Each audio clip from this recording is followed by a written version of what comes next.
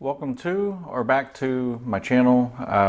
If you've been following my channel for a while and you're here because of my diagnostics or engine code repair, you're going to find this to be familiar.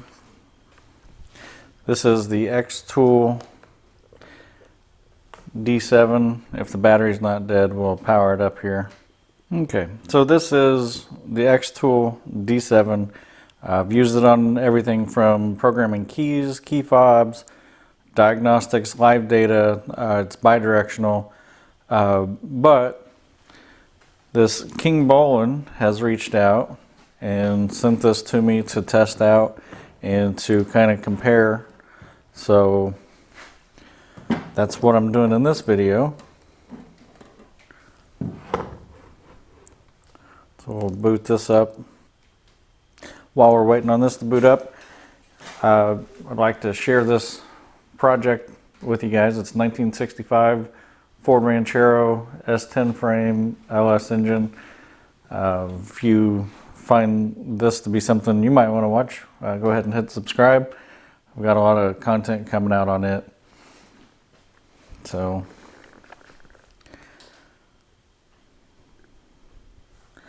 we need to get this set up, and to get this set up, so in the packaging you'll get this password letter. It's going to have everything you need to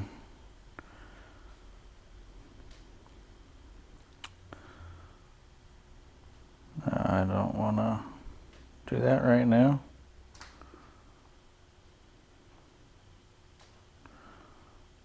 Okay, well, let me go get connected to Wi-Fi and then I'll come back. Alright, so I've already got hooked up on Wi-Fi. We're going to agree to the above terms, and I might have to go closer to the house. So here's the difference between the two screens. I do have So this one comes with a Bluetooth dongle. You can see this one's wired. So that is one thing I already like more about this one. The KingBolen also has a grip here, make it easier to hold. So I kind of like that over this. But I also have a splitter for the OBD2 port. So I'm going to try and hook both of these up at the same time and we can compare them. Give me a second, we'll get in the car and start checking things out. Here on the left we have the KingBolen K7, and on the right we have the D7 by xTool. These are the main home screens. I am currently in the free trial on this one because I can't figure out what my old password is for another KingBolen item I have. What we're going to do on the xTool, I'm going to hit auto scan. On this one, I'm going to hit OBD start trial, and it's connecting with the Bluetooth dongle here. You can see the xTool is wired, which is one thing I didn't like about it from the get-go. Now, some cars require the key to be on in order to pull information, so I'm going to go ahead and turn the key on.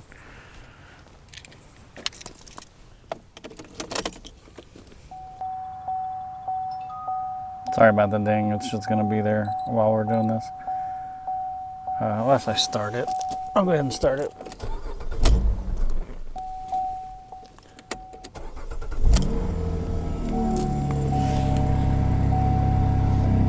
Okay, select the Equinox. We're going to do the health report over here.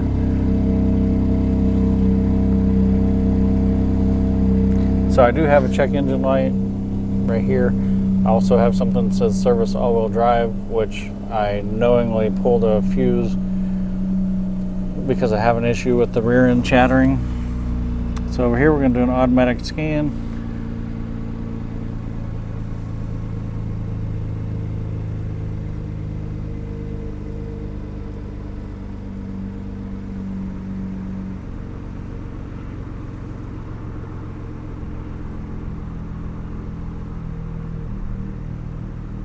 And these scans, depending on how many modules it has to check, is going to depend on how long it takes to get a full report.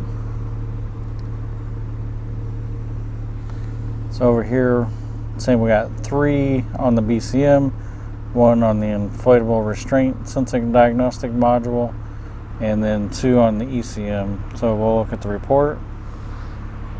Over here, we've got 2 on the ECM, 9 on the BCM, inflatable restraint sensing. So let's take a look at this report, which I can't because I'm in the trial. Alright, so we'll just hit the arrow button over here, read fault code.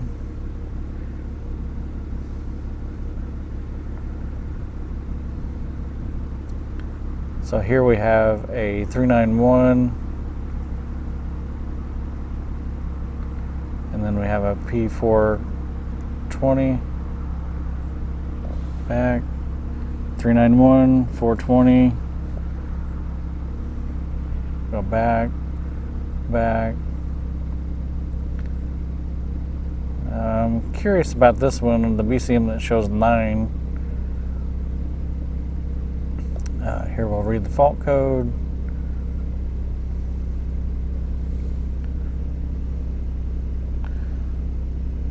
So over here we're showing control module voltage reference output, low voltage, which could be that battery that I've got pulled. Hood ajar circuit. This does have an issue with the hood pin switch, so that doesn't surprise me to see that.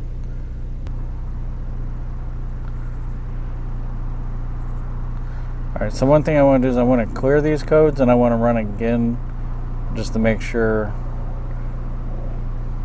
that that wasn't from when it started and died. So here we're going to clear these.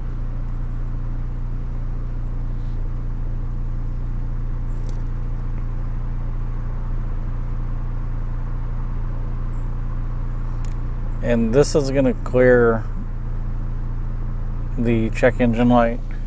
You can see it's off. Get that shut off. Alright, so now it's showing everything's good and clear. We're going to do the health report again. Over here we'll run the health report.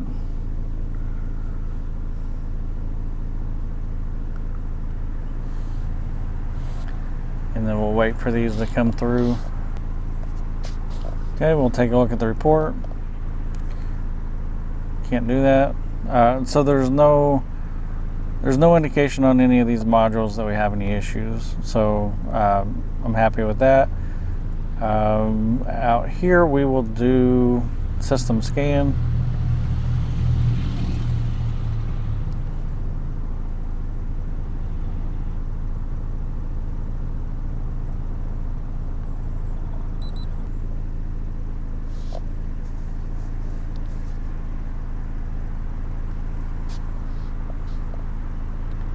Alright, so we're going to go to system selection. Let's go into the ECM. And then let's read the data stream. So cam position actuator data, we're really just going to be reading some information. Let's do camshaft position sensor, desired idle speed, and hit OK. So this is telling us that our camshaft position sensor is reading 538. So it's going to alternate back and forth, but this is just showing that we can read information directly from here. We'll pick something different. All right, let's try the body control module, and we'll do some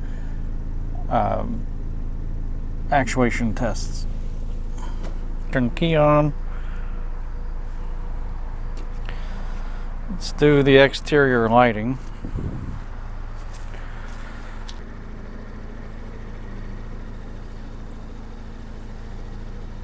So do left turn signal.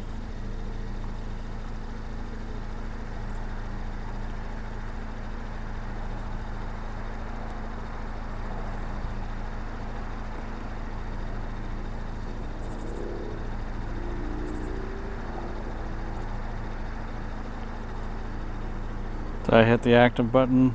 Inactive.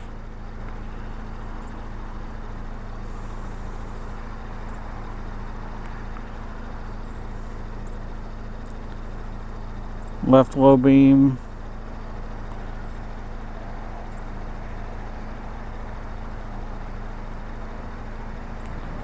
Commanded state.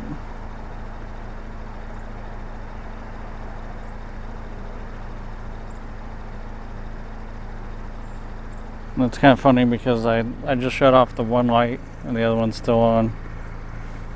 So we'll go active.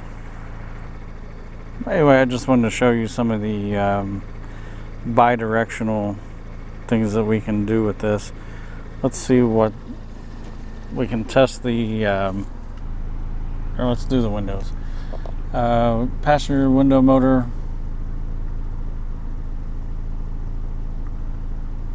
Commanded state, none. So we're going to do down.